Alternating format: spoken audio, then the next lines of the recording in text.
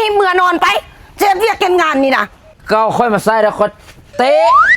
ไปเท่าใดอีนี้กูสิเว้าสู่มึงฟังมึงเห็นบ่ข่าวนะโอ้ยข่าวอันผัวเมียเอาผู้สาวมานอนบ่นอนก็กูสิเว้าสู่ฟังบ่นอนมันมักบ่นอนเปื้อนอันนั้นบ่มีว่าปูนว่ะมึงบ่นอนปานนั้นไปนอนเฮ็ดกันได้จังได๋ผัดผัวเขาอีกซะได้น่ะโอ้ยอีนั้นคือสิมักแบบนั้นกูว่าน่ะไปมักไปวักแล้วนั่นย่าเขาเสียวย่าเขาเต้เขามากนั้นแล้วให้เขาเฮ็ดนั้นนอนนำขัวเขายังบ่แล้วมึงว่าน่ะ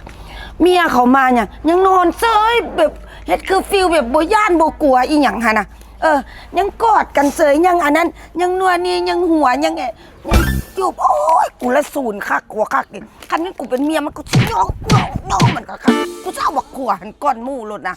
โอ้เมื่อยเด้อีดังหมูอีขี้แมงวันมันไปตายทางใดคือซอกมันบ่เห็นบดเช้าแล้วนี่นะยาเขาความมีเฮงน่ะบ่เคยปานี่ไผเจ้ามาแพ็คเครื่องนี่เขาสั่งสบู่บ่เคยหลายพุ่นนานี้นะนี่เฝ้าแฮกกันเว้าเรื่องนี้ขึ้นมากูละศูนย์จังวะโง่ผมมาจุ่มหัวกันอยู่นี่เนาะรถนี่น่ะมึงสั่งมาจากก้อนเท่าเอามา 5,000 มา 5,000 ก้อนว่ะโอ้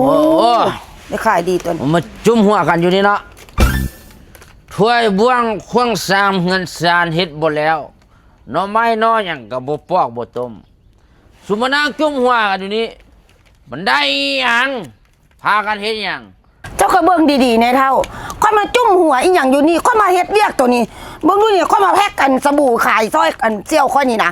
เจ้าว่าค่อยอยู่ล่าจังคือเจ้าหันตื่นเช้ามาแล้วก็ล้อสเต็กเหล้าสเต็กเบียร์โอ้ยอันเมืองเฮาว่ามาเฮ็ดเวียกอันเสียงหั่นนะเป็ดหลังคาเฮือนก็ยังได้ยินบ่อายบ้านใดเมืองวะตื่นแต่เช้ามาแล้วมาหาเว้าขวัญบ้านนั้นบ้านนี้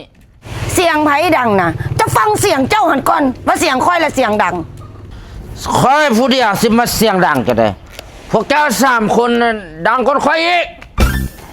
ไปเจ้าเมื่อไปเจ้าเมาแล้วเจ้าก็เมื่อไปสิมาวุ่นวายอย่างพวกค่อยเฮ็ดเวียกเฮ็ดงานนี่นะอายหมู่อายคู่แน่นี่นะนี่ไปหารับหานอนปุ้ยเป็นอันนี้ซุมื้อปุ้ยเมื่อก็ได้แต่เอาเงินมาให้แน่จัก20-30พอได้ไปกอกอีหยังอีกมีตั้งแต่มากอกนี่ล่ะสิให้นะฮิไปให้เมื่อนอนไปเจ็บเวียกเฮ็ดงานนี่นะโว้ยสิให้ดีๆบ่คือบ่ให้อย่าให้เอานิสัยเก่าค่อยมาใส่แล้วค่อยเตะไปเท่าใดโอ้ยสิเตะค่อยหั่นน่ะเอาตัวเองให้มันรอดก่อนบ่ฮิเมื่อหาลูกหาเต้าหุ่นไปเมื่อนับเมื่อนอนโอ้ยคันสิให้ค่อยเมื่อเอาเงินมาฉันบ่จบง่ายๆยาวเลิศมื้อนี้น่ะบ่มีจังว่าค่อยบ่มีโอ้ยเอาไปเฮือหลาซะไปเฮือหลาเมื่อซะไปเอาไปเมื่อ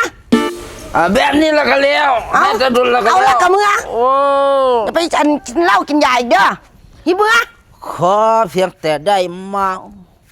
เมียบ่เอากะยาขอเพียงแต่ได้ดื่มสุราบ่เอากะยานอนกับหมาก็ได้โอ้ยจักกูเป็นเวรเป็นกรรมอีหยังกับมึงเด้เนาะได้ผัวผู้เดียวนึงก็ได้เนาะโอ้ยเมาเศร้าเมาแรงเมาอยู่ตลอดโอ้กูละเมื่อยเด้เนาะฝากสินค้าได้เด้อสบู่ล้างใหม่เจ้าแรกเจ้าเดียวในลาวแบรนด์ตาลคำช่วยดีสีดีฟ้าจุดังดำหน้าบ่โซบ่ใส่ตัวนี้ไปใช้เลยเด้อแม่และพี่น้องหาซื้อได้ที่ห้านเบคโคห้านม่วนใจห้านจันหอมห้านเซินซามาร์เก็ตและห้านวงเพชรเตซองกับสบู่ล้างใหม่สุดยอด